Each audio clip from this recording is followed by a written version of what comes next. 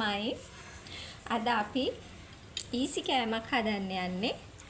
පේනවද දන්නෙත් නෑ ඔයාලට. මගේ ෆෝන් එකේ ක්වොලිටිය නම් එච්චර හොඳ නෑ ගණන් ගන්න එපා. මේ පැණිපොල් මිශ්‍රණය හදාගෙන තියෙන්නේ. පැණිපොල් හදන්න ඉතින් කවුරුත් දන්නවනේ. සීනි, පොළුයි, ලුණු චුට්ටකුයි ඕනෙම නම් විතරක් වැනිලා එසන්ස් චුට්ටක් දාලා කවලම් කළා. ඉස්සෙල්ලම මේ තියෙන සූරියකොළ අපේ පැත්තේ කැඳකොළ නෑ ළමයි මේ හරිය නෑ. අපේ මත තියෙන්නේ සූරියගස්. මේ තියෙන්නේ කුරක්කම් පිටි. කුරක්කම් පිටි එකට ලුණු වැඩි කරන්නේ නැතුව ටිකක් දාගන්න. මම පාන් පිටිත් දානවා. පාන් පිටි දැම්ම සොෆ්ට්. මේ තනිකර කුරක්කම් පිටි වලට වැඩිය. මේක මිශ්‍රණය අනා ගන්න. මම නම් දාන්නේ ඇල් වතුර. ඇල් වතුර දායම අතේ ඇලෙන්නේ නැහැ.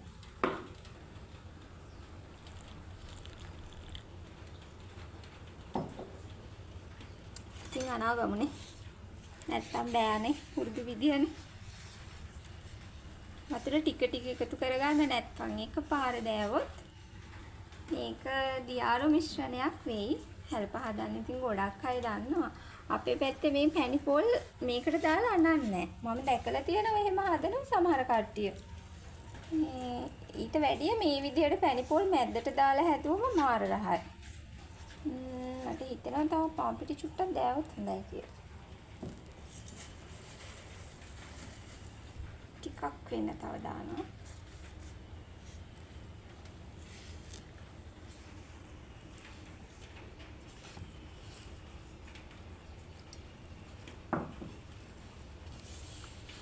පාන් පිටි වැඩි වුණාමත් ඇලෙන්න බලනවා. ඉතින් ගානට දාගන්න ඕන. දැන් වහිනවානේ. එච්චර දවසක් මාස ගාණක් පෑවුවා අපිට එපා වෙනකම්ම. දැන් ඉතින් ඒ ගානටම වහින්න හදන්නේ කුඹුරු වැඩ පටන් අරගෙන. කුඹුරු කරන අයට නම් ඉතින් වැස්ස හොඳයි. තේරෙනවනේ. ඇලෙන්නේ අර රොටි මිශ්‍රණේ පදම තියෙන්නේ. අන්න ඒ වගේ මිශ්‍රණයක් හදා ගන්නවා. මේ බලන්න. වාජනේවත් ඉතුරුන්නේ නැහැ. ටික එකතු කරලා ගත්තා. බෝලයක් වගේ හදාගත්තා. දෙන්න හැලප ටික හදාගන්න යන්නේ දැන්. ඉස්සෙල්ලම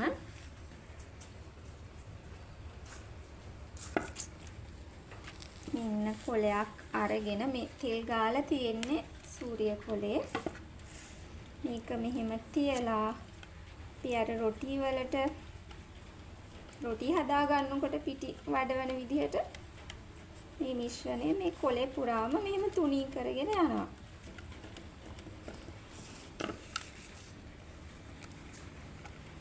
වතුර වැඩි වුණා නම් එහෙම ඔයාලගේ අතේ ඇලෙනවා.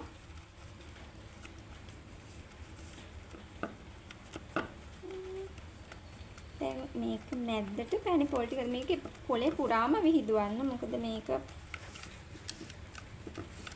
නැත්තම් ඝන වැඩි වුණොත් එහෙම හරි නෑ, රස නෑ.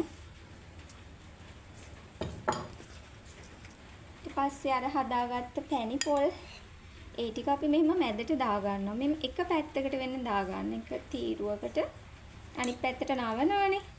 එතකොට ලේසි. නෝනේ අපි නම් පැණිපොල් ගොඩාක් දානවා.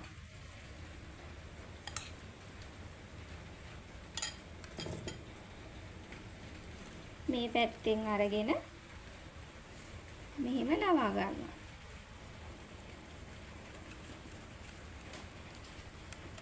ඊට පස්සේ මේ කොලේ චුට්ටක් මෙන්න මෙතනින් ටයිට් කරගන්න. නැත්තම් තැම්බෙනකොට පැණිපොල් ටික එළියට මේ වෙනවා. මේ තියෙන්නේ මේ වගේ අනිත් ටිකත් ඔක්කොම හදාගෙන ස්ටීමර් එකේ උඩ කෑල්ලෙන් තියාගන්නවා. අනිත් ටිකත් හදාගමු අපි. හැලප ඔක්කොම ටික හදාගෙන ඉවරයි. අපි මේක දාමු රයිස් කුකර් එකේ ස්ටීමර් එකට. දාලා විනාඩි 15ක් 20ක් විතර හොඳට තම්බගෙන බලමු හැලප වල රස.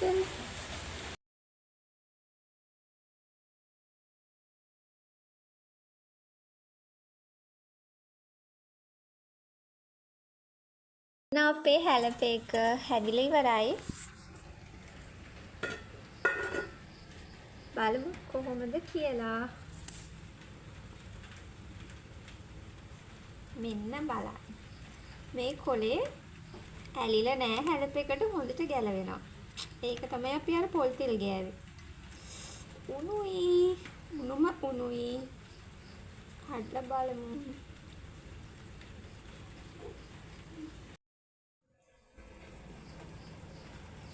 මෙන්න තේනවනේ අපේ පැතිවල මෙන්න මෙහෙම තමයි හැලප හදන්නේ. මේ ඔක්කොම පොළුයි හැලප මිශ්‍රණේ එකට අනන්නේ පැණි පොල් මැදට දාලා හදන්නේ. මේක මාරම රහයි. රස බලමුද?